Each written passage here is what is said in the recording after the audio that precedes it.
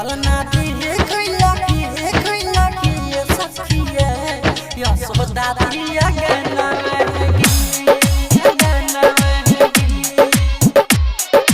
Himanshi recording studio Sadwara चौक दरभंगा।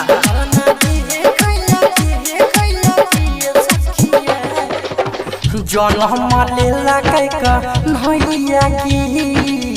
जनम लेला कैका नैया गे चलना दे कैला गे सखी है यशोदा दिया गाना गे चलना दे कैला गे सखी है यशोदा दिया गाना गे जनम लेला कैका नैया गे जनम लेला कैका नैया गे चलना दे कैला गे सखी है यशोदा दिया गाना गे चलना दे कैला गे सखी है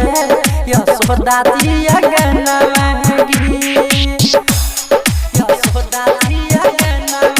गे चलना दे कैला गे सखी है राजू पकड़ी दयाल। हिमांशी रिकॉर्डिंग स्टूडियो सड़वाड़ा चौक दरभंगा। जगमग करे छै गोकुल नगरिया देखैला तरसै छै हमर नजरिया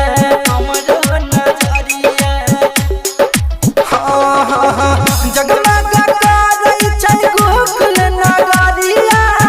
देखैला तरसै छै हमर नजरिया आ गेलै खुशी के मैया गे आ गेलै खुशी के मैया गे चलना दे कैला गे सखी है यशोदा दिया गाना गे चलना दे कैला गे सखी है यशोदा दिया गाना गे यशोदा दिया गाना गे चलना दे कैला गे सखी है राजू पकड़ी दयाल। हिमांशी रिकॉर्डिंग स्टूडियो सड़वाड़ा चौक दरभंगा। मैया यशोदा धर सोनमा लुटावे सखिया सहेलिया कहाँ के खेलावे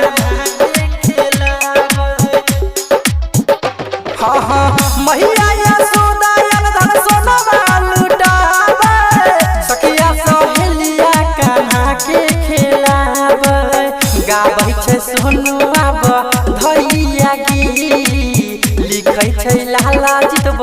धैया गे चलना दे कैला गे सखी है यशोदा दिया गाना गे चलना दे कैला गे सखी है यशोदा दिया गाना गे हिमांशी रिकॉर्डिंग स्टूडियो सड़वाड़ा चौक दरभंगा।